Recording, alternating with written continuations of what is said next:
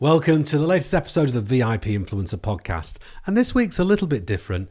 I'm going to be sharing with you a presentation I gave to a dozen or more small businesses this week around how they can use influencers to help grow their businesses. So if you're an influencer out there and you want to know what value you are bringing, this is going to be great for you to listen to. And if you're a small business or a brand and you're wanting to work with influencers, then there's some guidelines in here, a framework that I'm hoping you will find useful. You'll also notice in the presentation, I make reference to an avatar document, an avatar creation document where you can basically go and pick your ideal and perfect customer. And so if you're interested in just getting hold of that, or you want the slides from this presentation, then simply just follow the link in the description and it'll take you and you can download the slides and the avatar identification pack. So without further ado, please tune in and have a listen to this presentation I gave to a dozen or more businesses earlier this week. Do you dream of being a full-time influencer, getting paid handsomely for your creativity? Do you want to live the VIP lifestyle in your city, attending red carpet events and always getting invites to the hottest tickets in town? Are you ready to develop an unforgettable personal brand and be recognized as the go-to person in the city? Then the paid VIP City Influencer program is perfect for you. Build an unforgettable personal brand online and offline. Get free products, tickets, hotel rooms, and luxuries from the best brands. Knowing how to unlock the assets in your city is the key to becoming a full-time paid influencer. And it is taught exclusively in this new online program. Full details can be found in the description. Is that full screen for everybody? Yeah. Yay, tech. So thanks for that, Phil. So yeah, I'm going to talk to you this morning about, as I said here, we are going to go into the Facebook, Instagram conversation. We can talk about TikTok and any networks, but really what I want to talk about, given the challenges that we all face, regardless of what sector we're in, is how influencer marketing really is something new in your arsenal for business growth, for marketing, and for low-cost ways of reaching customers. As this whole market develops. So that's what I want to talk to you about today, and hopefully it will have relevancy to all of your businesses. And then hopefully, if we have time, I'll take my lead from Phil, we can do some Q&A at the end, and I'm very happy to do some one-on-one. So first of all, I just want to talk about this thing, because we've probably all heard about influencer marketing to some degree, but it's getting very, very serious. And this is an $18 billion or billion pound, $15 billion industry by 2022. And that's the amount of money that brands are looking to place with influencers. Now, it always makes me laugh because influencer marketing is actually pretty much what advertising and marketing's always been, to be honest, whether it's celebrity endorsements, whether it's product placement within your favorite shows, because influence is basically a person or a group or a program that has the ability to influence the behavior or opinions of others. And it's that influence that really is the heart of any sort of form of marketing or advertising. You are trying to get into disrupt the attention of people, get into their mind, place your messaging, and try and get some sort of emotional and then logical response from those people. And the more credibility you have amongst the people, the greater the influence that can be exerted. So it's no wonder that the money is following where the attention and where the market is right now. And so I just want you to look at that, because the real element of this is where is your customer's attention? And I think lazily we could have broad stroked this over the last few years and gone, well, our customers have moved from traditional elements into social media and digital. They've gone on to mobile. That's where they're spending and consuming their time. And obviously you can see these market transitions are happening. The Q magazine was one of the most popularly read magazines. It had about a circulation of around 250,000 a month just a couple of years ago. Now it's less than 30,000 a month. And they are producing their last issue, on the 28th of this month. So it's a real decline, even in quality editorial and places where perhaps if you were trying to reach music lovers, you would have had a great advertising platform there. and that has gone. And it's happened throughout the whole industry. And we start to see the big shifts, how people are watching less television. We've seen that decline coming for a long time. But the fact that 2 in 5 adults, and this is actually last year, consider online video as primary. And I'm talking about things like YouTube and then Netflix, Disney Plus, the new disruptors.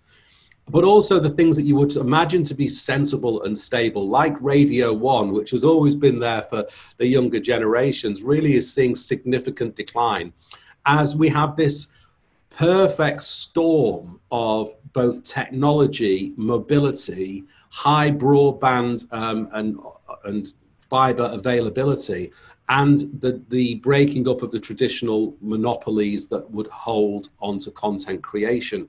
And so what's been happening is we've just got this incredible fragmentation. Now, what's happened in 2020 with COVID is this has just been put onto steroids. I mean, so the transition is significant. If you look at the market share gains that Disney Plus has made just over the last 3 or 4 months as a new entrant, I think they have something like 4% market penetration into the UK now, but it's significant stuff that would never have happened before. And that's just because people have been at home. They've realized that they consume. And so what many of us that perhaps have been in digital marketing or in technology, for in our careers, we've kind of got used to the internet and social media being there, but it is nothing compared to what's just happened. Amazon stock prices, you've seen the other day, has gone up 75% this year. I mean, Amazon was already the biggest company ever, right? Jeff Bezos, the richest guy, and it hadn't even begun. So the shift towards online, even though people like me, I was in the dot-com boom back at Cisco Systems 20 years ago, putting in infrastructure, I've been talking about it for so long, really nothing has prepared us for what's just happened. And the knock-on effect of that is only just sort of working its way out and probably for some time yet. So that means, going back to the point around customers, is where are you going to get your message to your customers now, whether it's B2C or B2B, when their attention is moving from the traditional places, even arguably from physical networking and physical meetings, sales meetings. So how are we going to be able to survive and grow throughout this? And as much as that is a multifaceted question and answer, actually, influencer marketing has a lot more to it than just placing your brand with somebody on Instagram. And so one of the things I want to sort of take a step back at is just sort of talk about why I'm talking to you about this 40-year-old guy sitting in the middle of Southport talking about influencer marketing. I just want to share a quick video, which I hope you can hear. At number 2 from Manchester, England, we have Mr. Deansgate. Although by no means the influencer with the largest following, when it comes to taking it to the next level, Mr. Deansgate easily deserves to be in this list. This 40-something influencer certainly knows how to make a micro-influencer a big deal in their city through lifestyle, partying, and earnings. Leaving a corporate career, he moved to Manchester in 2013 and shot his first video in a local restaurant. And within a short period of time, he became the go-to person in the city for food, drink, and leisure recommendations. Almost overnight, he became one of the most recognizable people in the city, rubbing shoulders with the rich and famous, hosting awards, attending red carpet events, and even being voted the city's business personality of the year. The benefits to being a city-based influencer were also great. He was lent a £250,000 Rolls-Royce to take his friends to McDonald's. He had an all-expenses-paid trip across the world. He was paid to be the face of a £2.5 million club launch, and he had his entire penthouse furnished for free and even held his own chat show in it. Brands such as Deliveroo, Odeon Cinemas, the Crystal Maze, and Rolls-Royce have all paid him to appear in his videos, and he launched 2 successful businesses on the back of this. But the real reason why Mr. Deansgate has made it to the top of the list is he is a master at creating a personal brand and persona, which he crafted brilliantly to fuel a VIP lifestyle of food, parties, and clubbing. This also got him a number of primetime TV appearances and a book publishing deal.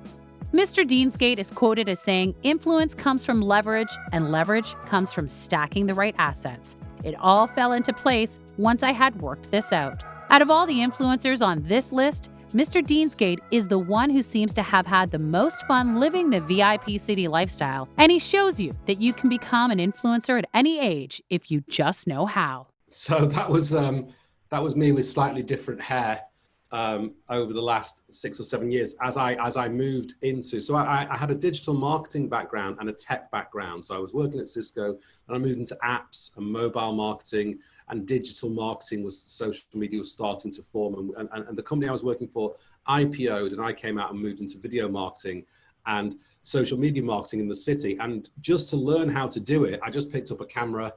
I started a Twitter account. I couldn't think of what to call myself because Nik Maguire isn't the most catchy thing ever. So as I was living on Deansgate, I called myself Mr. Deansgate. And I ended up literally being, going from just being a relatively normal human to this ridiculous city centre sort of local celebrity, all because of influencer marketing. I've got some feedback. And the reason why I said that is I actually found myself learning about how to become an influencer and the power it had. And what basically the difference with anyone that has influence is you need a couple of things.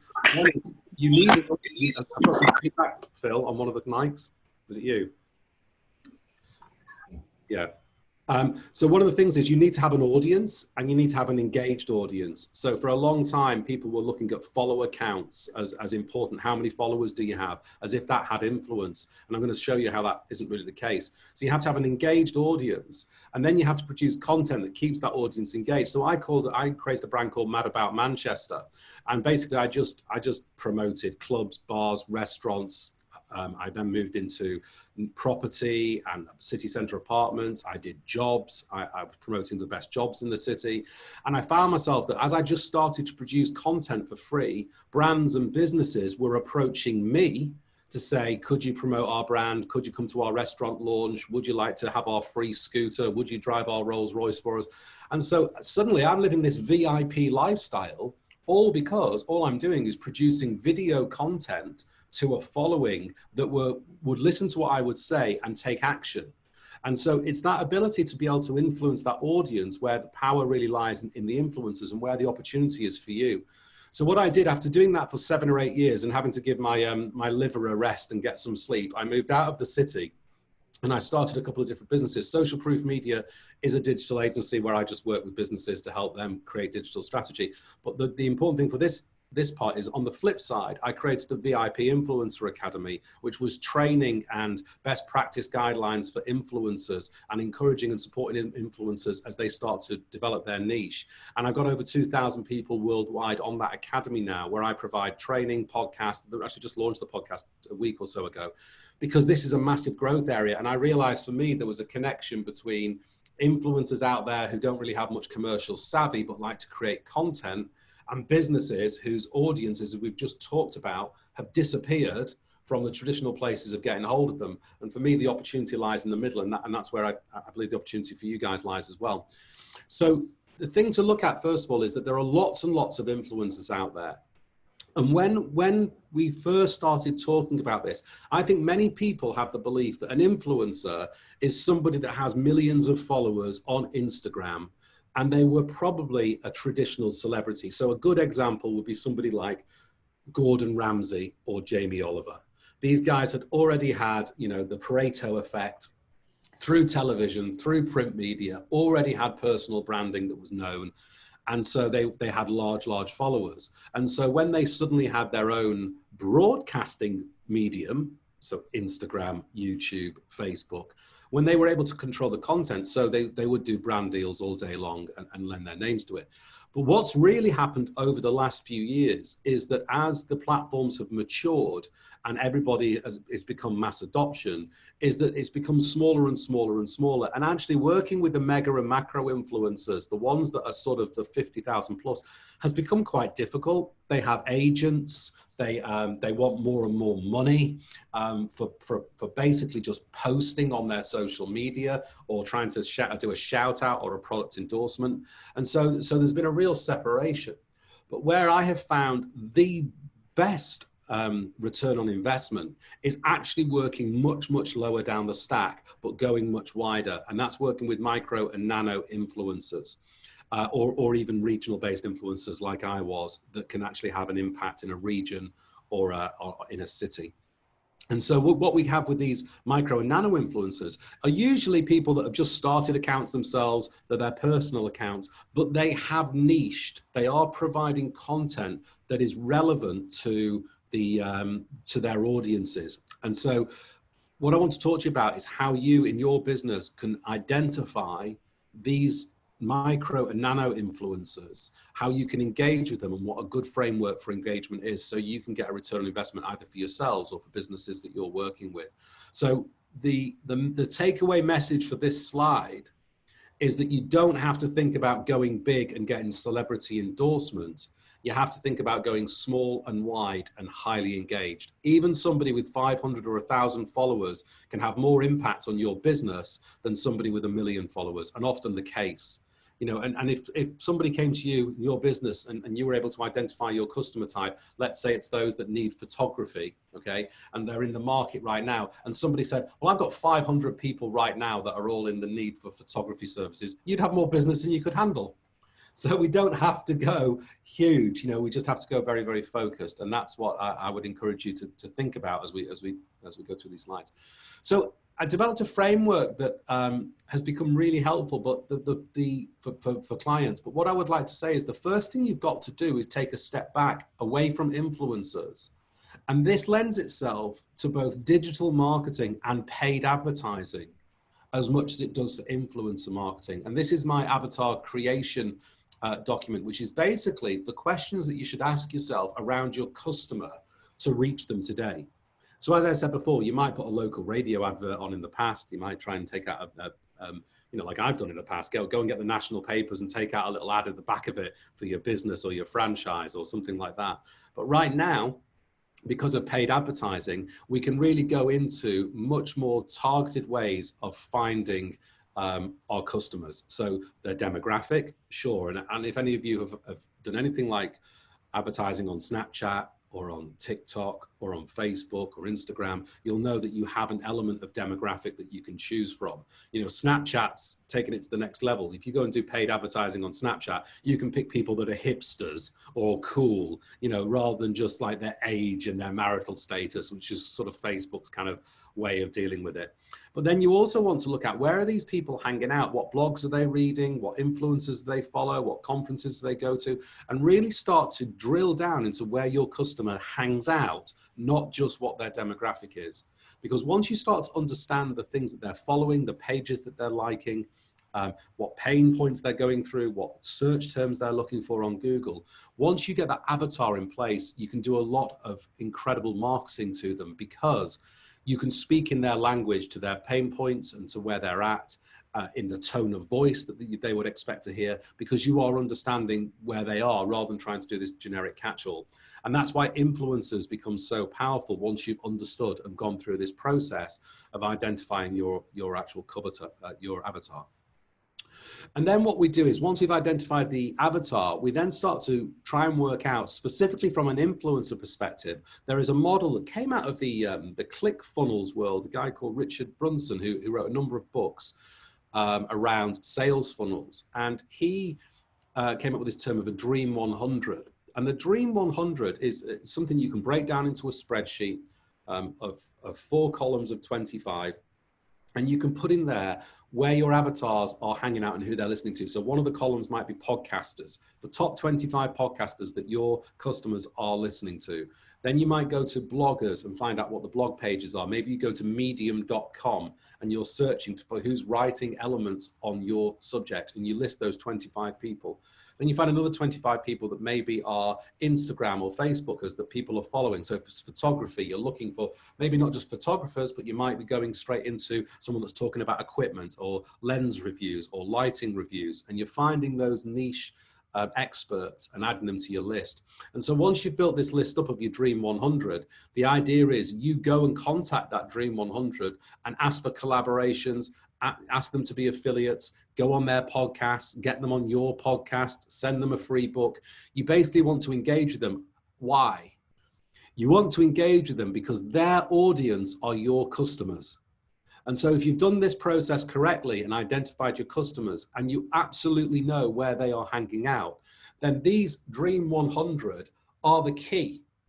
because they have influence over their audience. And if you can if you can influence the influencer, then you have a new audience, a new email list, a new set of data that you can go after.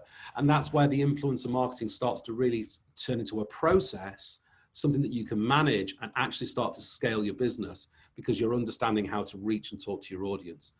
So the other thing is, when you're engaging, so that's one way of doing it, the Dream 100, you're influencing the influencer. Another quick and easy way of doing it, I'm going to give you 2 examples, and one successful one I'm working on at the moment, is how you can engage directly with Instagrammers themselves. And I say Instagram because that has been the platform where there's been a lot of this initial influx of influencers, that and YouTube. And then it's certainly developing much more into TikTok now, though there is uncertainty around that platform, as certain countries like India have already banned it. The US are talking about banning it because of the Chinese state control. But certainly it has been a fledgling area where people have suddenly become influencers overnight, whereas Instagram has been much, much harder to grow your audience on over the last 2 or 3 years, just because of the mass, well, a lot of reasons, algorithms and competition. So one of the things to do is go out and actually reach influencers yourself, DM them, message them. I'll show you what we do.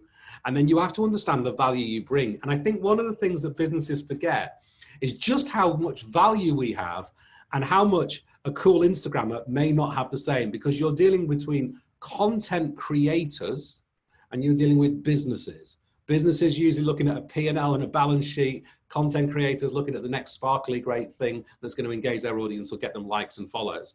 And the gap in the gap that you can often bring, the obvious one is money. You know, you can pay them 100 quid and have an incredible piece of content. Or, as you'll see later, I can give them something that's the value of about £4.50 and get an entire marketing campaign produced on the back of it, because they love free stuff. You know, the amount of times I sold my dignity for a round of free drinks doing Mad About Manchester was unbelievable, because it's pretty cool walking into a club and getting free champagne. All I have to do is do a video. It's like, that's a fair exchange for me. And so you'll find that it absolutely exists throughout the Instagram. So understand what value you bring. Is it that you could do some mentorship? Is it that you could market them to your list? Is it that you could retweet them onto your followers? Is it that you can bring them some of your product? Is it you could put some of your services their way? What value can you bring so you can get to somebody's audience, ideally for free? And then what you want to be able to do is measure that. And so the way that I found as well, because you're dealing with creatives, you have to have an element of kid gloves sometimes, and although they can be commercially savvy, I have to say. And secondly, you have to be specific. Don't just go in there. The worst thing you can do, and I'm going to show you an example, is you can just go in there with a product endorsement. Here's my product, do what you like with it, and that backfires. I will show you that shortly.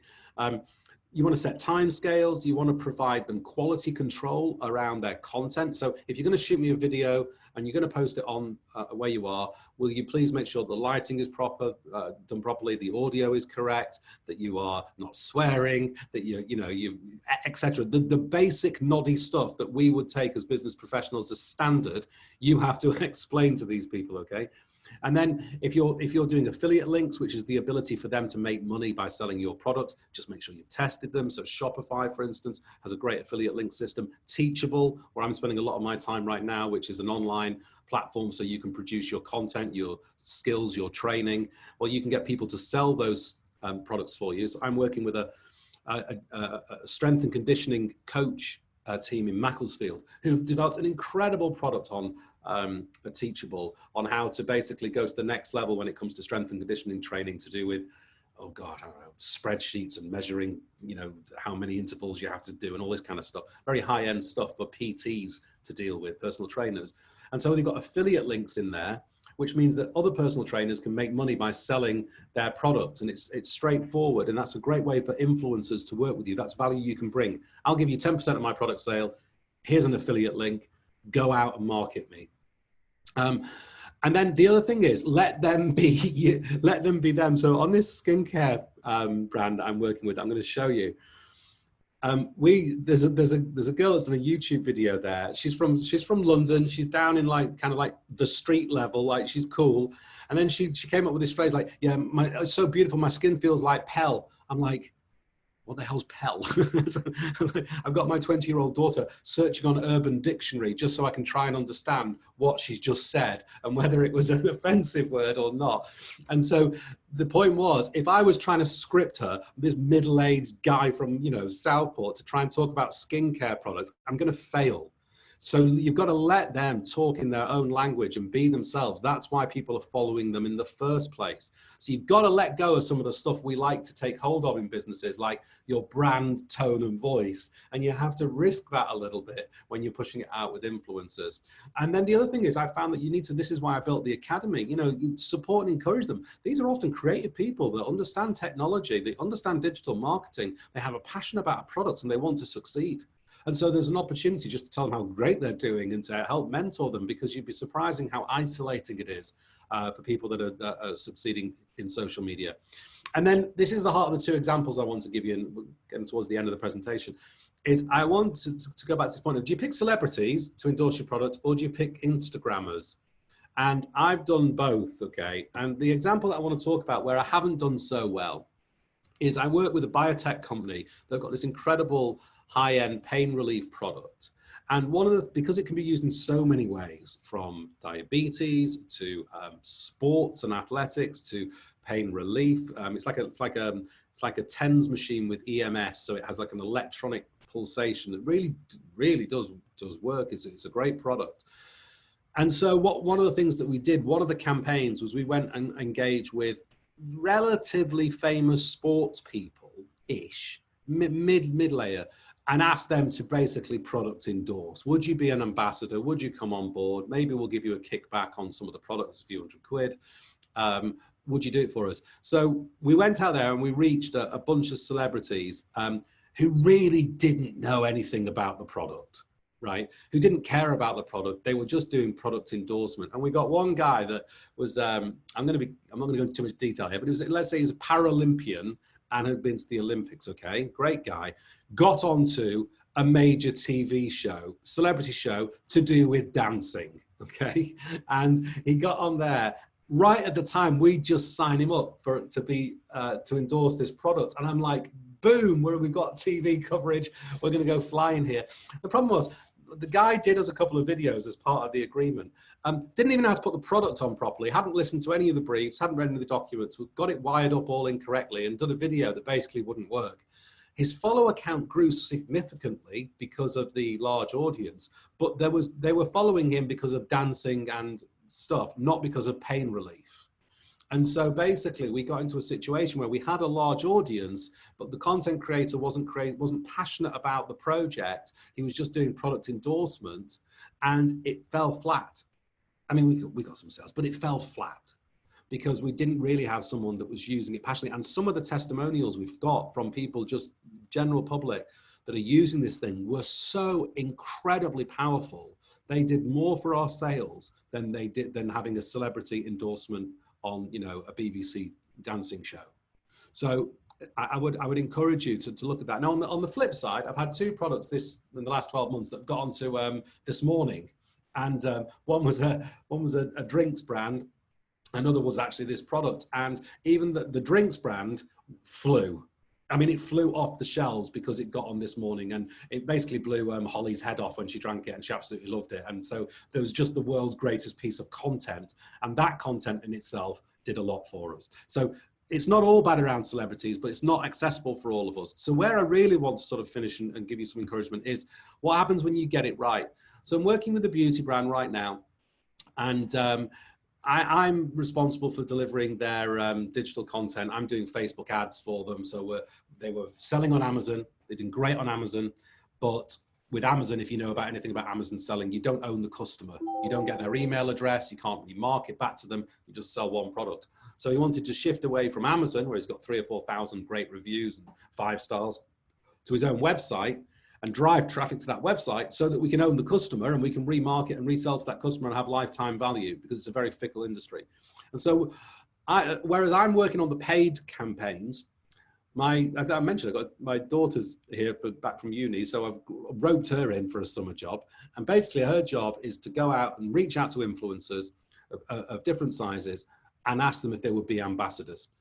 Now, we've got a vitamin C product here that basically the door just flew open. You start offering vitamin C skin serums to influencer bloggers, they are very happy. And so what I've got out of that is we've asked them to be on our ambassador program. So we've created a bit of a value proposition here. And we'll say, listen, we'd love you, as you can see here with some of the messages. We're a skincare brand. We just DM them. This is funny. The guy that's actually running the business, him and I were kind of old school. We're like, what we should do is get an email list and email everybody to see if they'd like to come on our ambassador program. 20-year-olds going, no one's going to read the email. DM them. Right. So suddenly we had an email list. Guess what? Nobody's really signing up. Or we're just DMing people through Instagram, messaging them, going and copy and pasting this. Hi, we love your brand. We love what you're doing. Would you like to come on board? The floodgates have opened, right? And then once they come on the ambassador program, we say, okay, this is what we'd like to do. We're going to send you a product, about £4.50. Okay. We're going to send you a product. We'd like you to use it. Tell us the truth. Shoot a video in your own words, post it to your friends. Here's an affiliate link so that you can sell it to other people. So suddenly we've just basically got an army of salespeople. And by the way, the product's great, so this helps. So here's an example. Here's a girl. Now you might, there may be some regionalization here. This generation skincare serum is unreal. Oh my God. I'm really happy with that. Like, look at that glow. I haven't even put any highlight or anything on yet, just my foundation. Honestly, it'll change your skincare routine and your makeup routine. This is one example of about 40 different pieces of content I've got. So now what I'm doing as a digital marketeer, so we talked about influence versus Facebook, is I've taken these things they're just shooting on their phone, top and tailed it with a bit of content, edited it down a little bit, and just running Facebook ad campaigns, split testing to see which one of these resonate the best. Where do we get the most clicks? Where do we get the most sales? And then basically I just keep freshening that content. I've got a continual supply of genuine endorsements coming from free. So I use the best of it on paid advertising to drive sales. And then we're reposting that content on their, you can go follow them. It's Generation Skincare. So Generation Skincare, we've just started taking over their Instagram. We're on their TikTok and just launching all these videos on TikTok. So I have got an infinite amount of product endorsement coming for £4 a pop. You just can't get that sort of quality anywhere else. And the influencers, some of them are really doing a good job on this. They're making creative stuff that we'd never thought of. They're setting it to music. They're talking about ways the product works that we didn't know it would work. You know, it's removing, you know, the usual stuff, spots and blemishes and fine lines, but it's doing stuff like it's acting as a primer. It's getting rid of, it's taking off fake tan. It's doing all sorts of different things that you just didn't know vitamin C serum could do, right? So it's been an eye-opener, which is we've engaged with very small influencers. You can see down here, I'm trying to keep a track of them. We've got a spreadsheet. We're monitoring where people are at. Are they working with us or not? We're reaching out, we're getting content in return, and then we're using that content to drive sales because we're putting it on a paid advertising campaign. So the difference between working with celebrities and just working with people that are highly grateful, love the product, and can move forward. So, yeah, so basically, I'll actually just change slides, but done the same thing. So you can see here, I put all of this in, taking the best of the products. And before I put my makeup on, I usually wear this Generation Skincare Vitamin C Serum. It gives me such a flawless finish. It hydrates as well, which I love. Such a good product, and I actually definitely recommend this. Generation Skincare. So just so easy. Just so easy. And we're getting really, really great results now, driving this traffic to Shopify. It's a white label. This whole business is run by one guy. There's a business in Leeds that do the same thing. I'll keep the names off. They're doing 10 million a year in white label skincare products through these mechanisms. So you can turn it overnight. This business is doing very well as well, and I go into it in a bit more detail, but under confidentiality. So what I'm trying to say is, by using influencers as your marketing strategy, by engaging them, by showing up and giving value to them, by understanding the value that you bring, which doesn't have to be free product. It could be money, it could be your advice, it could be whatever else you have of value. that you're able to create very sophisticated digital campaigns and launch businesses, not only organically through your Dream 100, so you can reach out to the influencers that are influencing your customers, but you can go to influencers directly and just approach them and ask to get to their customers. And so this is why I wanted to structure the presentation the way I did and just leave you with these simple thoughts, is that if you can understand who your customer is and where they are hanging out, you go through a process of looking at the Dream 100. So who are they following? Who are they listening to? Who are they reading? What are they attending? And you go and contact those influencers with a value proposition, like the ambassador program I've just shown you, or whatever version of it you do. Or you just go directly and DM people. You'll be surprised how many people want to do it. And then you're reaching an audience in a whole new way that isn't an email list. And as long as you're doing some clever digital marketing stuff to be able to capture the customer when they come back and, you know, build your own lists, then this becomes very, very, very productive. So I think that's pretty much what I wanted to say. I just sort of finishing on the slide that I did launch the VIP Influencer Academy early this year, but it was focused very much on cities around the world because that's my background. I've done a training course on how to be a city influencer and get the free VIP lifestyle. And I put it all on hold, obviously, when the cities closed down, which was great timing for me.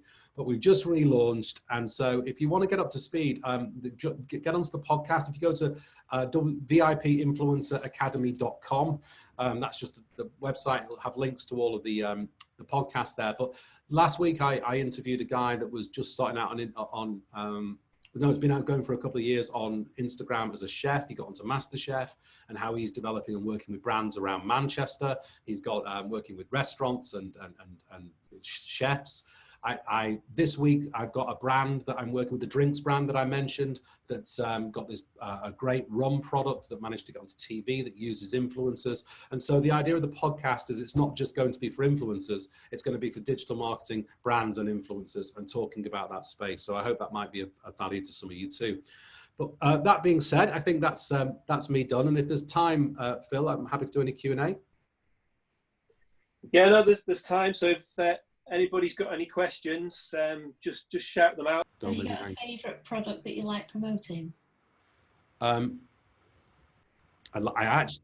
Yes, I like promoting this skincare brand. I'll tell you now, because it's been so easy to get content, because you know there are certain categories, and this is the hard thing coming out of the B2B world. So I do a lot of my clients are people that are selling online courses. And predominantly that have used the Teachable platform to do it. Some of them are really challenging because the course is great, but they're a B2B niche product. And this comes back to the point about audiences. So I've got one that's dealing with sales training, but for a specific product around financial services, okay? And to go and find his client base that are at the right stage of needing that training has proven to be very difficult. LinkedIn is a very expensive place to do advertising. It's been hard. Whereas there are other products, I mentioned earlier, I've got this great new product come on board, which is a girl that worked at a gym in Macclesfield. So I already was working with this client, the guys that are doing professional training, but she was one of the trainers. And over the lockdown, she'd been from home doing the Zoom training calls, but this girl's fantastic, Canadian, really funny, highly engaging. And so she developed a training package over lockdown, which we're now doing for the new stay-at-home professional woman that doesn't want to go to the gym. The gym membership's laxed, but she can do all this HIIT training and whatever stuff, but with someone that's really approachable. And yeah, so I've got this entire digital marketing campaign lined up for online training. You know, I can use influencers, all the stuff I've talked to you about, with products that feel like just pushing on an open door at the moment. And I think that's the most exciting thing. I do like working with different products, but if you've got a B2C proposition right now and you understand your audience and you can reach them, it's boom time. If you can reach them with ads and scale your business, it's boom time on B2C. B2B is much harder. Thank you. Could I ask if you have any advice for people that are selling quite high value products? So we serve qualifications, online qualifications, and that sounds bad. Online courses, qualifications at the end. But I just wondered, obviously we're asking to spend a lot more than perhaps it would be on skincare or whatever. do you have any advice for how we may go about finding the right influencer? Yeah, what can I ask what price the product is or range? Yeah. So we're looking at something that's going to cost them between 1,000 and 2,000. Yeah, so that's an interesting price point. So I have courses that sell around those price points, and there's a distinction between, am I going to get my credit card out and pay it, or do I have to go through an approval process with a business, and does that have to go through, because that affects some of the elements of this. Right. And so I worked with a client last year. We got into if you've ever heard of Ask Pat, he's got this great sort of a digital marketer. He's got a big podcast in the States, and my client got on there and he advised her to go and find a specialist, which turned out to be me. And she, excuse me, she did training for people that are in analytics to be able to present data better. So pretty niche stuff, but high-end product, okay? So in the sort of bracket you are. And what we found was that people won't just make an impulse purchase to go and buy something of that. There has to be consideration. And so therefore, working with influencers, you're not just going to say, click this link and buy now and get 10% off. There is going to be some element of consideration. So what I would do is I would break that funnel down. So I'd start at the top with you, again, knowing my avatar, knowing my audience, perhaps cold audience. So people that have never heard of me, perhaps are they problem aware, or are they aware they need this training, or are they not aware they need this training? So a piece of work there. And I'd be driving that sort of traffic and that awareness campaign first.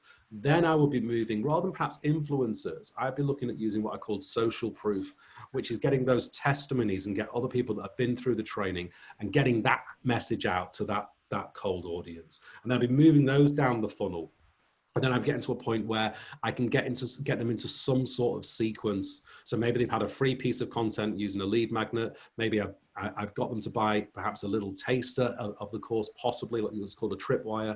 But certainly I'd be getting them into a sequence where I can sell them. And the other thing is, and I don't know, I'm happy to take it offline with you, but one of the things I've also found about selling high-end courses is that often splitting them up into more palatable units has actually helped me bring it from a business consideration and getting signed off to a consumer expenses consideration.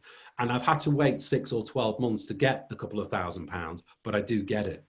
So I think there's a number of different strategies there. I was usually, this is time to plug a book, isn't it? That I put it in my book, Beyond PPC on Amazon, but that feels a bit too cheesy. But all it really does is say that it's about trying to understand that sales funnel and understand where the influencer would kick in, because it's very unlikely somebody's going to take somebody from, oh, is that my book getting displayed there? Thanks, Phil. Is it the influencer going from not understanding to purchasing? It's very hard that a third party is going to sell that whole process for you. So it's a case of where that influencer could be used within that sales funnel. And like I'm saying, the social proof endorsement piece is so incredibly powerful. It's misused online, but it's so incredibly powerful. Like when you hear those influencers talking about that product, you can tell it's genuine. That really does tip the balance between sales and not sales. We used to call it case studies, you know, in the old days or whatever, but getting those endorsement and that social proof is where your influencers should come in, really, as opposed to that being an extended sales force. Okay, thank you. I started working just before lockdown. We'd planned a photo shoot with an influencer, a local influencer in Manchester, and she had a big following. Like, she promotes beauty and fashion and that sort of thing, and she was also getting married, so we'd planned to do a big collaboration photo shoot at the Laura Ashley Hotel in the Lake District, and then lockdown happened. So we're still going to go ahead, but it's going to be next spring now. Mm-hmm. So that is one of, I thought my audience are weddings, trying to promote my wedding photography, but also my client base seems to be the over 50 woman. So I'm photographing a lot of over 50s at the moment, and I wondered where to reach out to them more. So so for me, there's always sort of two angles here. One is the organic angle, where you're not in control of the amount of traffic and leads that are coming in. And the other side is the paid angle, using paid advertising on Facebook or Instagram. And both of them sort of come from the same tree, really. So what I would say is, if you've got a celebrity endorsement, a celebrity wedding, it doesn't necessarily mean that that everybody that follows that celebrity is in the market to have a shoot because they're not getting married. They may already be married. So what you have to be able to do is get that subset of people that are engaged or due to be married and a certain demographic. And you may or may not have done this, but there are some simple tools in Facebook to do that. So my first stab at this would be, get the content to create a video or a set of stills. So use the celebrity's face. That's great. That'll catch the attention. Then put in the other stuff that you do and create an ad. And then I will be targeting to that ad that people that have recently got engaged, that were over 40, that were female. And you can break that down into Facebook ads straight away. Relationship status, age, location, and just run that ads to those people. And you can do that for as little as £5 or £10 a month. You can just, if you're doing it under the right way, you can just leave that ad and drive that traffic to your website. And, you know, without getting too much into retargeting and stuff like that. But that would be just a really simple way of using the demographic elements of Facebook ads, if you're not doing that, to be in control of your pipeline. Because just being mentioned in a tag on some pretty pictures, it may work, but you're not in control of the audience that sees it. It may only be a small percentage of that audience that is in the market to purchase. Whereas if you do the other way and you do paid advertising, you're 100% of the audience are going to be in market, or at least a much higher percentage. So I would consider looking at an ad strategy on that. Okay, thank you. You're welcome. Okay, no more questions, anybody? Take a picture then. Right. Thanks again for attending, and we'll see you in a future session. Thank you very much. Thank you. Thanks, everybody. Bye. Thanks,